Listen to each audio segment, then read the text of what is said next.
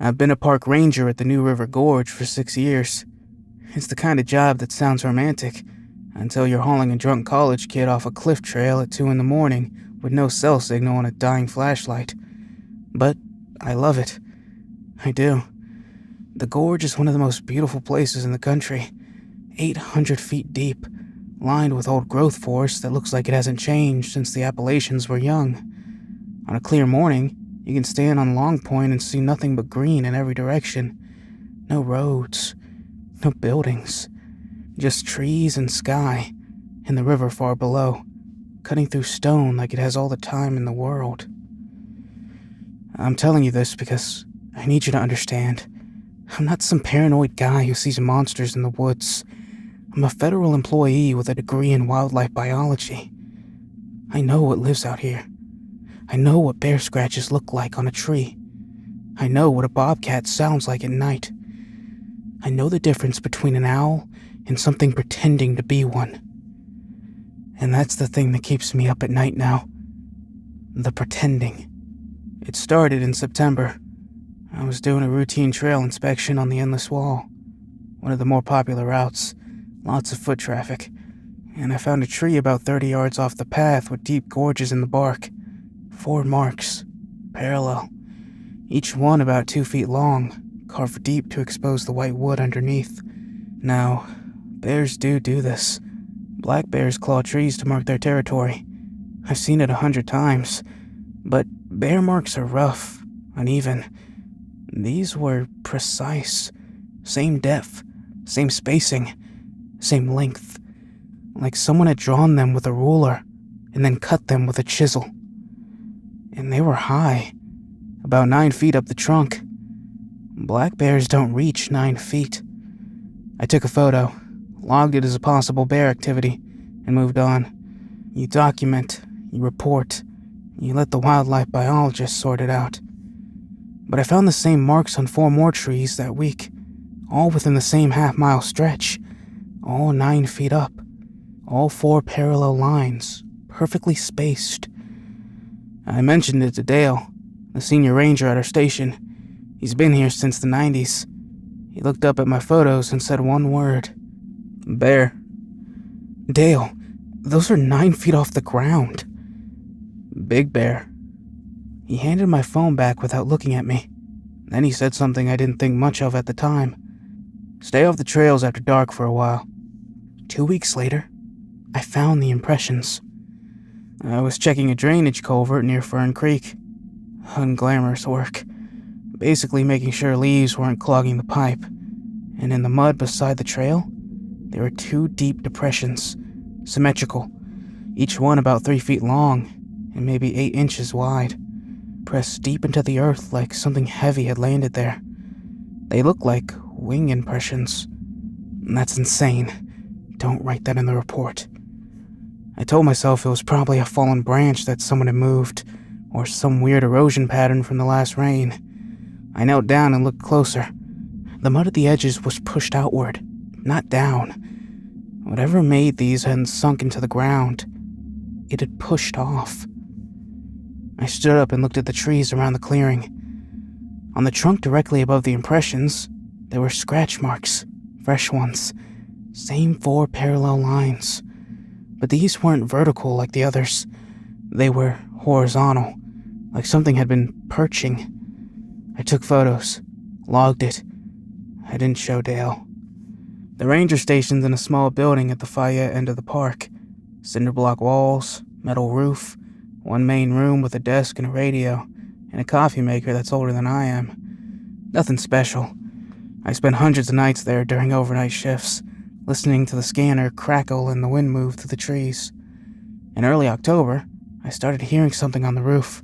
Not like an animal running across it, not like branches falling. It was a slow, deliberate settling, like something large was lowering itself onto the metal carefully, 1 limb at a time. I'd hear a soft thud, then a creak, then another thud, then nothing. It always happened between 2 and 4 a.m. The first time, I went outside with my flashlight. Nothing on the roof, nothing in the trees.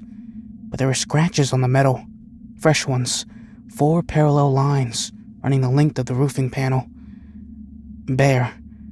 It's gotta be a bear. Bears climb. Bears don't climb onto metal roofs in the middle of the night without making a sound. Bears don't land softly. And bears don't leave the same 4 marks every single time, spaced exactly the same, like a signature. The third night it happened, I didn't go outside. I just sat at the desk and listened. The settling sound stopped after about a minute, and then there was silence. And then I heard breathing, low, rhythmic, coming from directly above me. Something was on the roof, lying flat, and it was resting. I didn't move for 2 hours.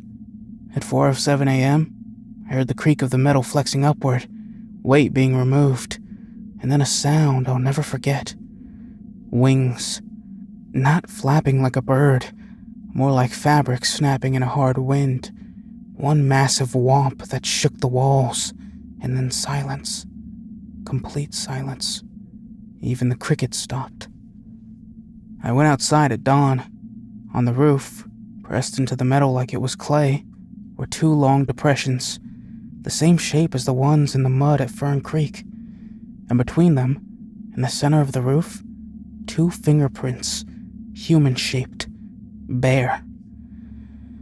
I brought it to Dale the next morning. All of it. The claw marks, the wing impressions, the roof, the breathing, the footprints. I showed him every photo. He sat there for a long time. Didn't look surprised. That's what scared me. How long have you known? I asked. Known what? That there's something in the park. He leaned back in his chair and rubbed his eyes. He looked tired. Not the kind of tired from a long shift. The kind of tired that comes from carrying something heavy for a very long time. It comes and goes, he said. Every few years, stays for a season, maybe 2.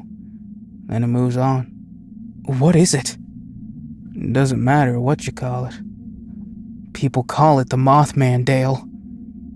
He looked at me like I'd said something embarrassing. People used to call it that. When all it did was show up and stare at you from a bridge, when all you got was a sighting, people used to call it that. When all it did was show up and stare at you from a bridge, when all you got was a sighting. He shook his head. It doesn't just watch anymore. What does it do?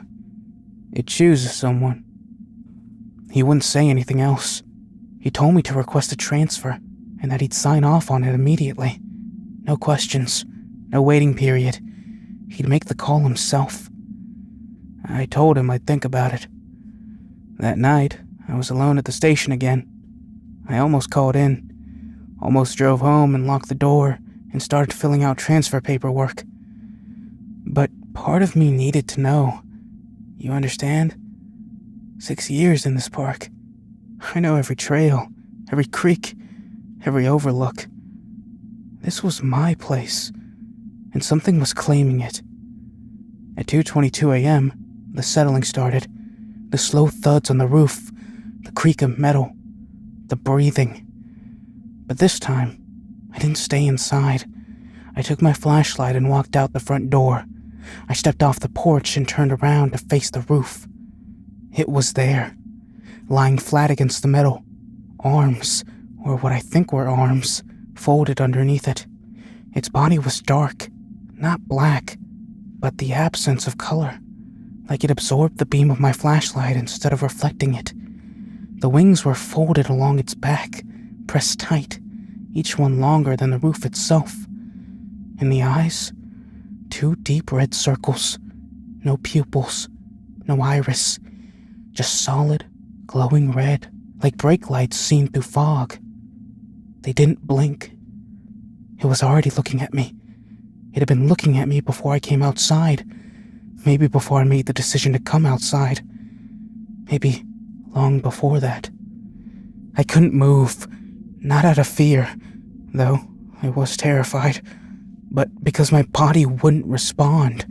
My legs, my arms, My fingers around the flashlight, everything locked, like it was holding me in place just by looking at me. It unfolded. That's the only word for it. It didn't stand up. It unfolded. Joints bending in directions I couldn't process. Limbs extending from places that didn't make anatomical sense.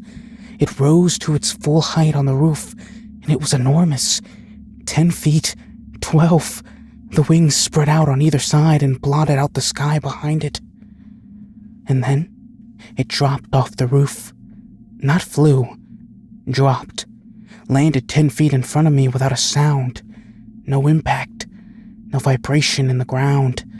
Like it weighed nothing. Like gravity was optional. It leaned forward. The red eyes were inches from my face. I could feel heat coming off it. Not warmth, but the kind of sharp, dry heat you feel standing close to an electrical transformer.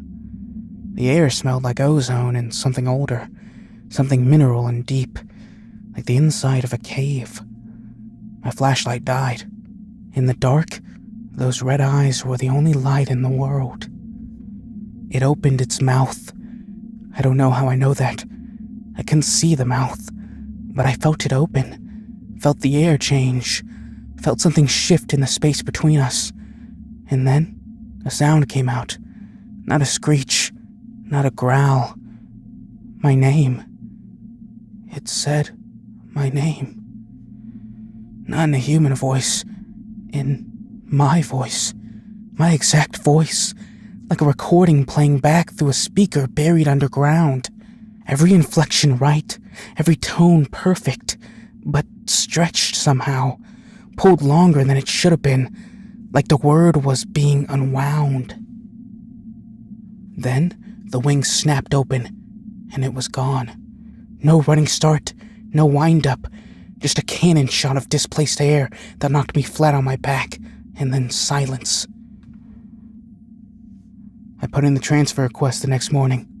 Dale signed it before I finished the sentence. But here's why I'm writing this. It's been 3 weeks since I left the park. I'm staying with my sister in Morgantown, 2 hours north. Urban area, streetlights, noise, and as far from the gorge as I can get without leaving the state. Last night, at 2:15 a.m., I heard something on the roof. A slow, careful settling. One limb at a time. Dale said it chooses someone. He didn't say what happens after. But I think I'm starting to understand.